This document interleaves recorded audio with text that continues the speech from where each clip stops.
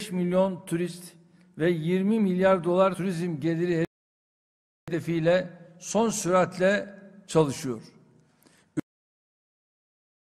Üretim ve ihracat tarafında zaten bir sıkıntımız yoktu. Normalleşme ile birlikte İnşallah 2021'de ihracatımızı 200 milyar doların üzerine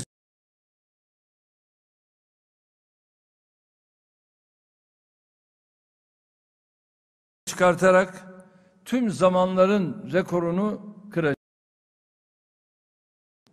Kendi yatırımcılarımızın da yeni yatırım kapasite artışı, makine alımı, ham madde tedariki konusunda yoğun gayret gösterdiğini biliyoruz. Pek çok şehrimizde organize sanayi bölgeleri yetersiz kaldığı için yenilerinin kuruluş hazırlıkları yapılıyor. Mesela Gaziantep'te 5 organize sanayi bölgesi dolduğu için şimdi 6.'sı kuruluyor. Son dönemde ziyaret ettiğimiz şehirlerde gerçekleştirdiğimiz açılış törenlerinin listesinde mutlaka çok sayıda fabrika yer alıyor. Yetişmiş eleman istihdamı konusundaki sıkıntı arttığı için mesleki eğitimde yeni modeller üzerinde çalışıyoruz. Artık meslek liselerini ve meslek yüksek okullarını sanayi bölgeleri içinde açarak okul eğitimiyle işbaşı eğitimini birleştiriyoruz. Gençlerimizin girişimcilik konusundaki iştahlarını ve kabiliyetlerini memnuniyetle takip ediyoruz. Bakanlıklarımız kendi alanlarında gençlerimizin bu potansiyellerini hayata geçirmeye yardımcı olacak pek çok program ve proje uyguluyor. Kabiliyetli ve birikimli insanlarımız için ülkemizin sunduğu imkanları yurt dışındaki alternatiflerin kat be kat üzerinde olduğunu söyleyebilirim. Tüm bu olumlu gelişmelerin istihdama sağladığı katkının neticelerini önümüzdeki dönemde beraberce takip edeceğiz. Geçtiğimiz hafta yaptığımız kabine toplantısının ardından gerçekleştirdiğimiz millete sesleniş konuşmasında ekonomimizle ilgili kapsamlı bir değerlendirmeyi sizlerle paylaşmıştım. Türkiye'nin üzerinde kara bulutlar dolaştırmak için çalışanların müspet tüm gelişmelerin üzerini kapatarak umutsuzluk körükleme gayretlerinin beyhude olduğunu inşallah açıklanan her veriyle tekrar göreceğiz. Sıkıntılarımız, sorunlarımız, kayıplarımız yok mu? Elbette var. Ama elimizdeki imkanlar, potansiyelimiz ve yakaladığımız fırsatlar bu sıkıntıların kat be kat üzerindedir. Türk ekonomisini sadece döviz kuru, faiz, enflasyon parantezine hapsetmeye çalışanların gerideki yatırım, üretim, istihdam, ihracat, büyüme temelli asıl fotoğrafı gözlerden kaçırma çabaları boşunadır. Allah'ın izniyle 2021 yılında ulaşacağımız büyüme oranıyla dünyanın yükselen ekonomisi olduğumuzu, hedeflerimize adım adım yaklaştığımızı ispatlayacağız. Büyük ve güçlü Türkiye'nin inşası yolunda diğer alanlarla birlikte ekonomide de emin adımlarla ilerliyoruz.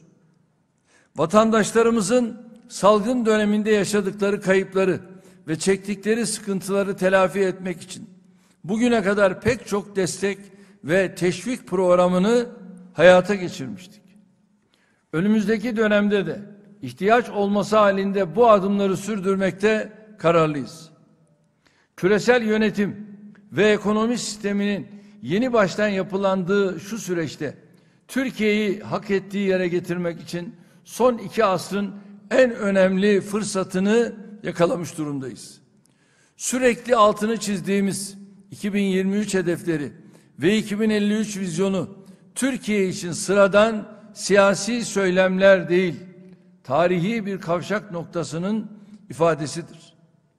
Geçtiğimiz 19 yılda kurduğumuz güçlü demokrasi ve kalkınma altyapısı önümüzdeki bu büyük imkanı değerlendirme konusunda bize çok önemli avantaj sağlıyor. Ülkemizi istikrar ve güven ikliminde hedeflerine doğru yaklaştırdıkça bu tabloyu çok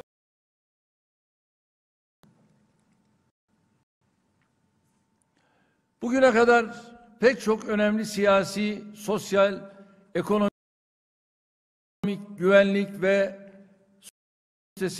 nasıl başarıyla geldiysek inşallah ülkemizi hedeflerine de aynı şekilde başarıyla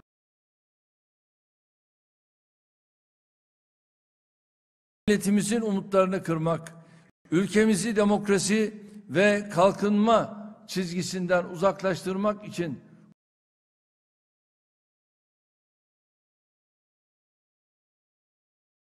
birliğimizi, beraberliğimizi, kararlılığımızı daha da pekiştirmiştir.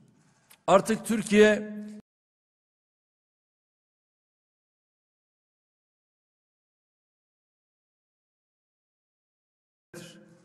önümüzdeki yılları kazasız belasız geride bırakarak gündemimizdeki projeleri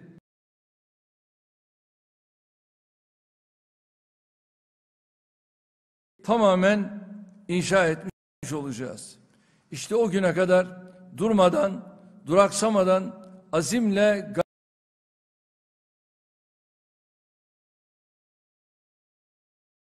ülkemizin en önemli kalkınma altyapı yatırımlarını yaptığımız alanların başında geliyor.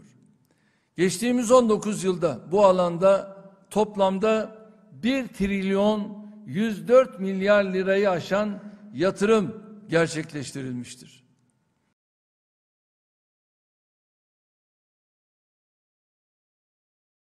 İlk süper gücü yapmak için gece gündüz çalıştık. Hamdolsun geldiğimiz noktada hedeflerimiz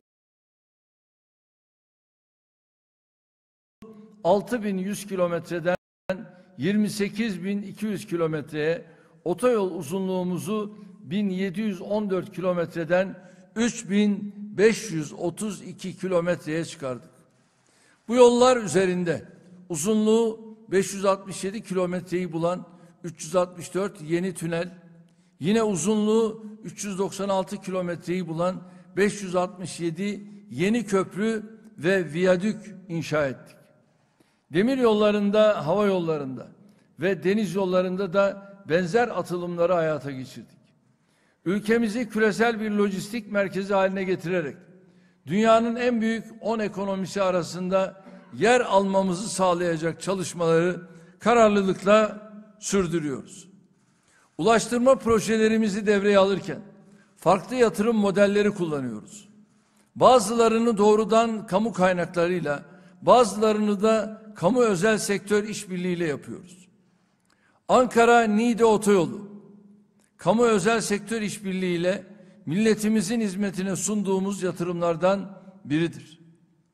3 kesim halinde geçtiğimiz yıl devreye aldığımız bu otoyolumuz, sahip olduğu yerli ve milli akıllı ulaşım sistemleriyle de kendi alanında önemli bir yatırımdır. Devreye aldığımız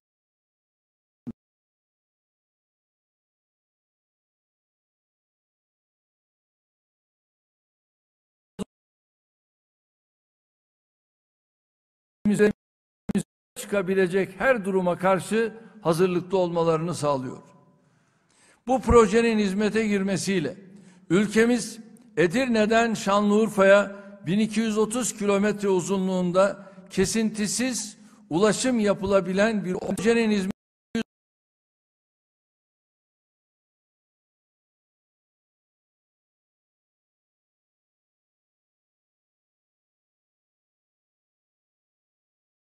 artık bu otoyolda sürücülerimiz otomobilleriyle %20 minibüs, yolcu otobüsü, kamyon ve tırlarıyla da %40 indirimli olarak seyahat edebilecek. Cuma gece yarısı devreye girecek bu indirimin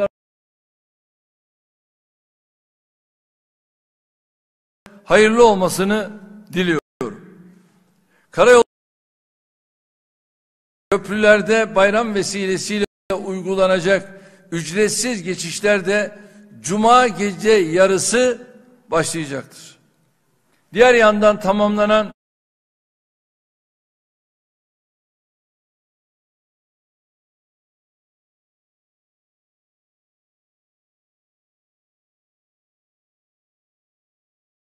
arasındaki yolu tamamlayarak bu gerçekten zor güzel 11,8 kilometreye düşürdük. Bunun için güzergah boyunca uzunluğu 5 kilometreyi bulan 3 adet çift tünel uzunluğu 267 metre olan bir adet çift viyadik, uzunluğu 320 metre olan 6 adet çift köprü, 4 adet de kavşak inşa etti. İnşallah en yakın zamanda bu yolumuzun resmi açılışını da yapacağız. Çanakkale 1915 köprüsünün içinde yer aldığı ve Malkara Çanakkale otoyolundaki çalışmalarımız da hızla sürüyor. Önümüzdeki yılın 18 Mart'ında hizmete açmayı planladığımız 1915 Çanakkale Köprüsü'nde araçların geçeceği yolun çelik döşemelerinin tabliye montajına başlıyoruz. Çanakkale Deniz Zaferi'nin kazanıldığı 18 Mart 1915'i işaret eden 318 metrelik çelik kuleleri ve iki kule arasındaki 2023 metrelik orta açıklığıyla bu köprümüz inşallah Cumhuriyetimizin 100. kuruluş yıl dönümünün en önemli sembollerinden biri olacaktır. Ülkemizin dört bir yanında inşası süren tünel ve köprü projelerimizle milletimize eser kazandırmaya devam ediyoruz. Aziz milletim, geçtiğimiz Cuma günü Diyarbakır'da vatandaşlarımızla, teşkilatımızla ve gençlerimizle gerçekten çok samimi, çok hasbi, çok özel bir gün geçirdik. Türkiye'nin üzerine serpilmek istenen ölü toprağını nasıl attığının, istiklaline ve istikbaline nasıl dört elle sarıldığının en somut, en canlı örneğini Diyarbakır'da yaşadık. Coğrafyamızın ve medeniyetimizin bu kadim şehri 40 yıllık çok büyük acı kurduğu baskı ve zulüm düzeni ülkemizin her yeri gibi Diyarbakır'da da ağır şekilde hissedilmişti.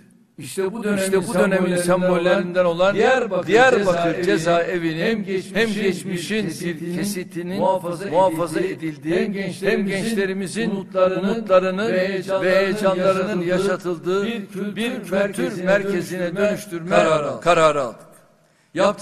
Yaptığımız toplu açılış töreninde şehrin eğitimden sağlığa, ulaşımdan sulamaya kadar her alanda ihtiyacı olan yüzlerce kamu yatırımını halkımızın hizmetine sunduk. Ayrıca şehir hastanesinden raylı sisteme kadar pek çok hizmetin müjdesini Diyarbakırlılarla paylaştık. Bu törende terör örgütünün vesayetinden kurtarıp halkın hizmetine verdiğimiz belediyelerimizin yatırımlarını da hizmete açtık.